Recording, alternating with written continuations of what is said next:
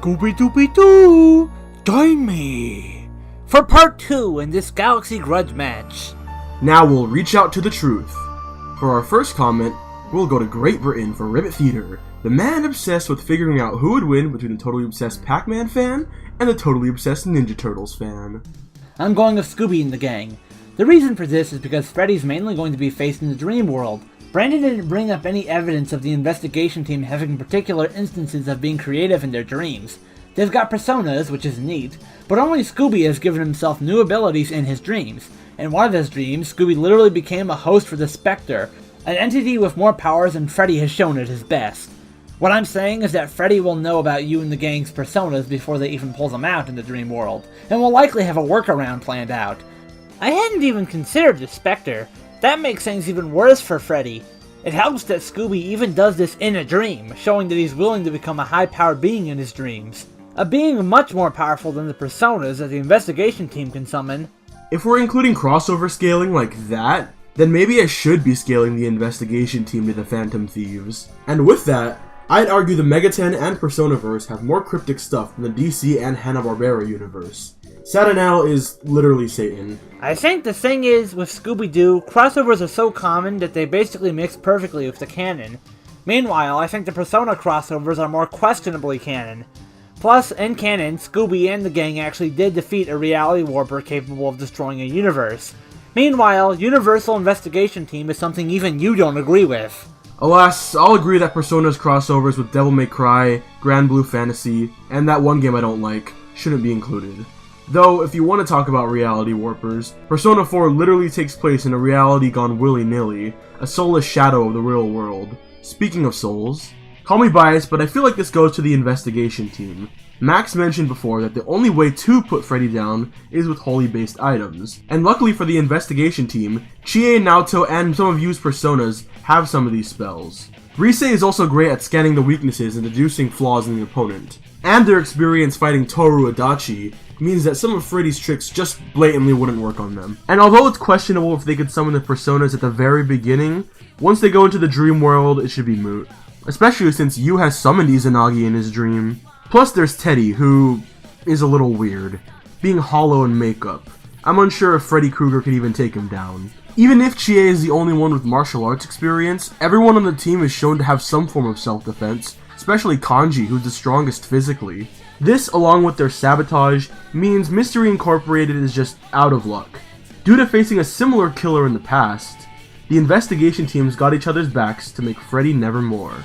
I didn't even bring up that Freddy would be weak to the holy-based magic spells the investigation team has in spades. My deal is, while holy magic could work against Freddy if used, I believe it's more likely that Freddy will prevent them from summoning the personas to begin with, considering that he always reads the minds of his victims beforehand. I think them having holy weapons is actually bad for them, since once Freddy figures that out, he won't play around, seeing that the team is an actual threat to him, and so he'd use his Haxi abilities on the spot.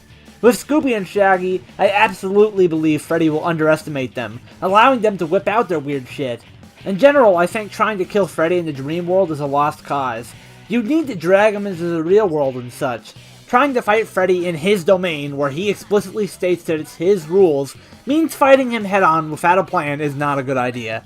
Okay, sure. He'd have prior knowledge to get the jump on you and co, but again I'll reference their numbers advantage. He can sever and flick off members of the team one by one, but there's a lot of them. And as for Shag and Scoob, they may be less threatening, but the fact they're always coward-like and fearful would make them the perfect targets for Freddy, increasing his presence and powers throughout the dream world even further. The investigation team has much less to fear, so they'd be much harder to pick apart.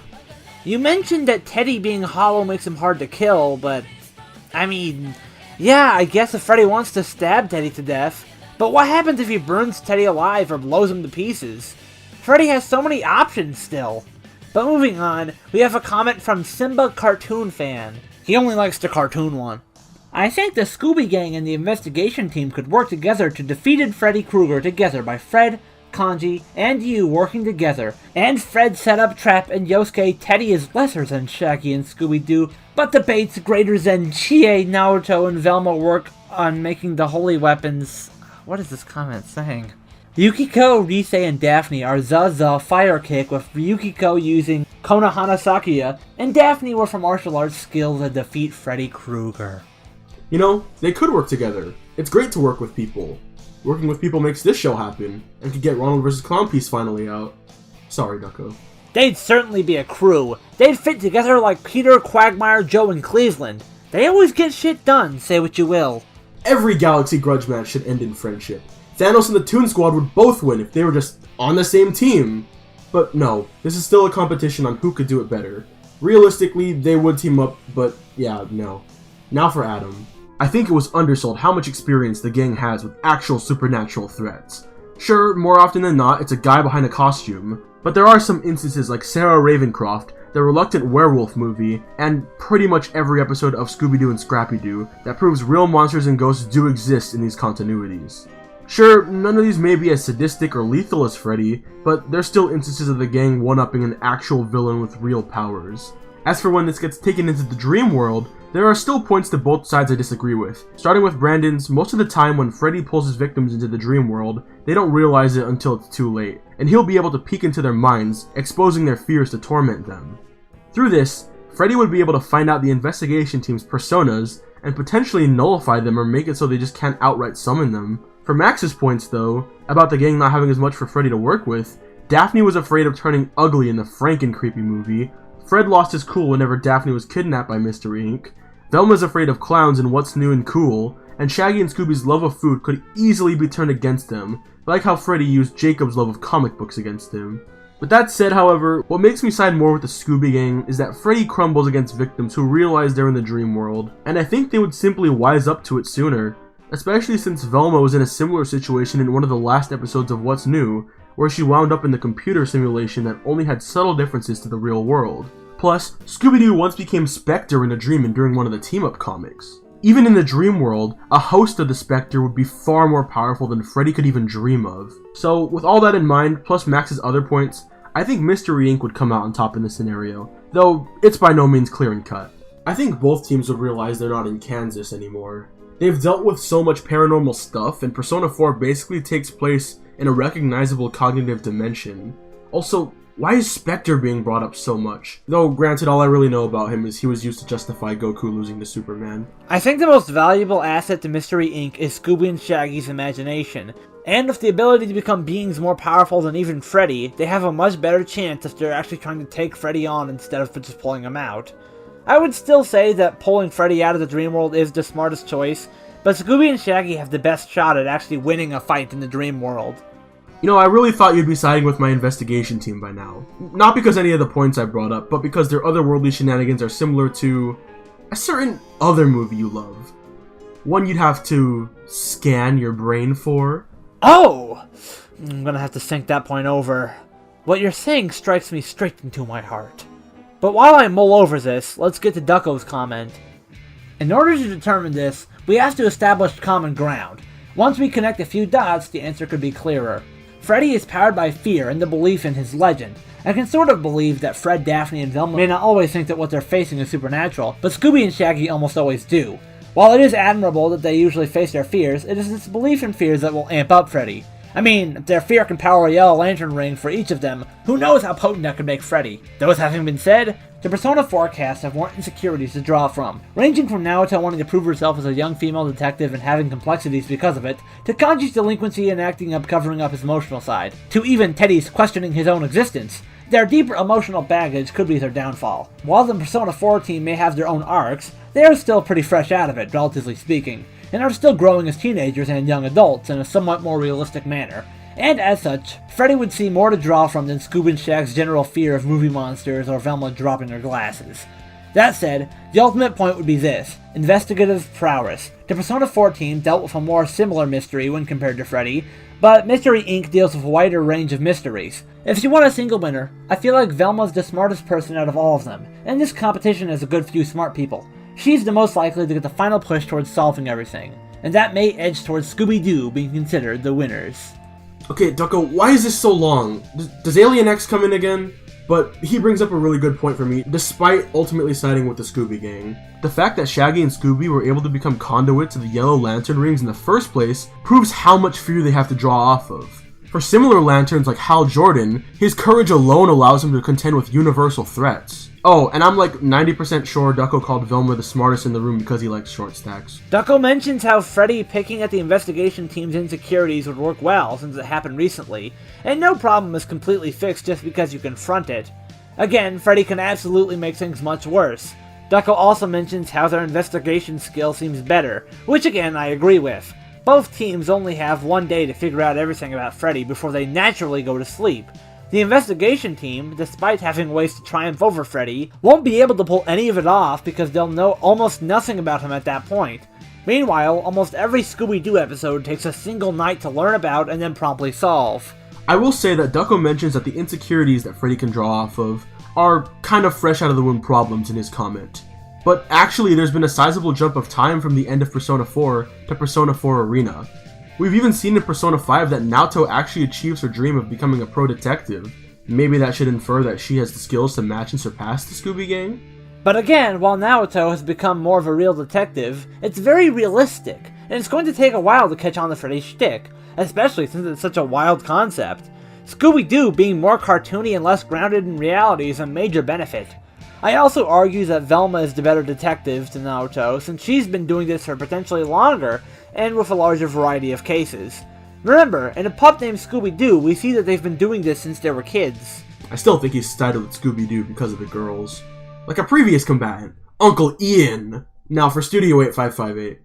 This ain't so much a prediction as it is a convoluted comment. Scooby's my childhood. I'm rooting for him, and his unpredictable status combined with the gang's absurdity grants them a safety net against Kruger. But Persona 4's crew actually has firepower on their side, and with many more people, it'd be possible for them to overpower them. Again, I argue that Scooby-Doo actually has more firepower behind him in the dream world, considering the lantern rings and the Spectre stuff. Plus, anything else Scooby and Shaggy can think of would be able to come into play. Like, they've met Superman, Sonic T. Hedgehog, and Steve Urkel, all powerful beings they can turn into in the dream world. They just gotta dream about it. Oh yeah? Well, you've met Ragnar the Blood Edge, Hyde Keto, and Ruby Rose. Clearly heavy hitters compared to Superman. And he's met Joker, who has also battled it out with Sonic, as well as the Belmonts, the heroes of Dragon Quest, and everyone's favorite gaming all-stars, Corrin and Wendy Koopa. He's also met Kirito. So let's get off this and read Combo Breaker's comment. This looked like a close match when I first saw the matchup, but the fact that you're having them try to get Freddy Krueger really makes this an easy win for the Persona 4 gang for a few reasons. For one, I'll address the argument of summoning personas in the real world. In Persona 5 Royale, there is a boss fight where you can summon his persona despite not being in the TV world, so that should help back up him being able to use his personas in the real world. However, I should bring up that at the end of Persona 5, Yaldabaoth merged the cognitive and real worlds, which is why the Phantom Thieves could summon their personas. If I recall correctly, Freddy did almost lose to normal kids of dream powers in one of the movies. So imagine if those powers were actually their real powers based off their inner strength instead of some kids lucid dreaming. The Mystery Gang may be skilled, but they're just teens with super powerful feats, but they're still teenagers. Also, I should mention that they all died when they went up against a Blair Witch, who was the closest thing to Freddy that they've ever gone up against. You and his team have fought gods and horrific monsters, which is far better experience for this matchup. So in the end, I have to side with you and his squad. It's definitely not an easy win for either team. I think you're underestimating Freddy's power here. Your first point about summoning the personas in the real world, I'm still wondering how it matters at all, even if they can. I still believe that they can't, but even if they could, that just means that if they pull Freddy out into the real world, they could really beat him up. But really, that doesn't mean much, since most of the debate is centered around how they are in the dream world. Nah, it's a blowout, a total stump. Next comment. What? For real? Kidding. But I was more trying to justify that if this were to enter the real world, or if they could conjure them in the dream world. Probably could have made it more concise, but I thought my crackpot quirky little game theory would be neat. Speaking of game theory, MatPat confirmed Scooby is an alien. You're fucked! Boogity boogity! Aaron made a comment. Who Are You would win because they were able to feed Freddy because of their skills and because their teamwork and what else of a tropical. I agree. Well argued. I believe Team Scooby will take it. They have more experience, detective work, and when it comes down to the dream world against Freddy, Scooby could just make himself into the Spectre, aka a multiversal plus entity. To solo Freddy, no diff. The biggest threat is Yu Narukami literally overcome all of his fear at the ending of Persona 4 anime and game. Everyone just loves this Spectre guy, like I should just marry him or something. Max can go on about how the Persona gang stats don't matter in the dream world, so why should Scooby-Doo's? Sorry, I was still just dumbfounded by that tropical comment. Scooby-Doo goes Hawaiian. I'm saying that the Persona gang's stats won't matter as much when pitted against Freddy, who holds more power over them in the dream world. But with the Spectre, Scooby can actually surpass Freddy in strength.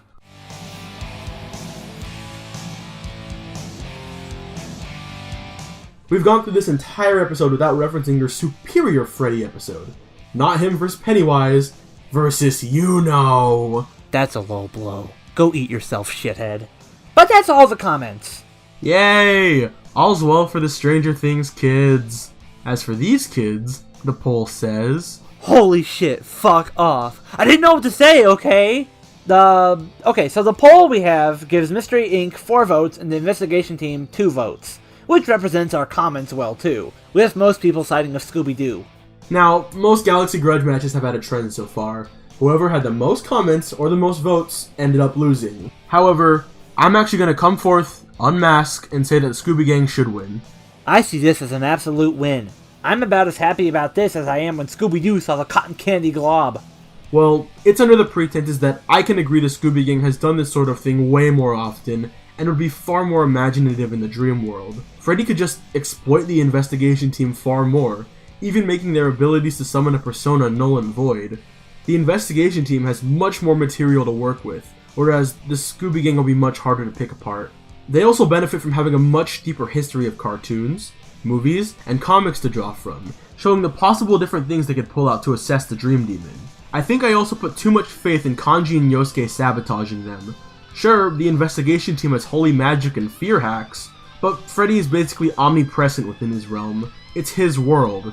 He has a tendency on reading up on everything his opponents have to offer, and seeing an opponent with these weapons designed to kill him would make them a bigger target for him. So, yeah, you and Co aren't here to make history. Sorry, Mega 10 fans. Well, it's fine. Given that it's Scooby-Doo and the track record for Galaxy Grudge matches ending more passively, I think we can assume that things are going to end nicely for both teams. Freddy Krueger, for once, was actually scared. Mystery Incorporated had pulled Freddy out of the dream world and tied him up. No! I could have gotten away with it all, if not for you bastard kids and your stupid fucking dog! Now let's see who's behind this mystery, Fred said, as he pulled off Freddy Krueger's face to reveal it was actually a Party City mask, and underneath was none other than...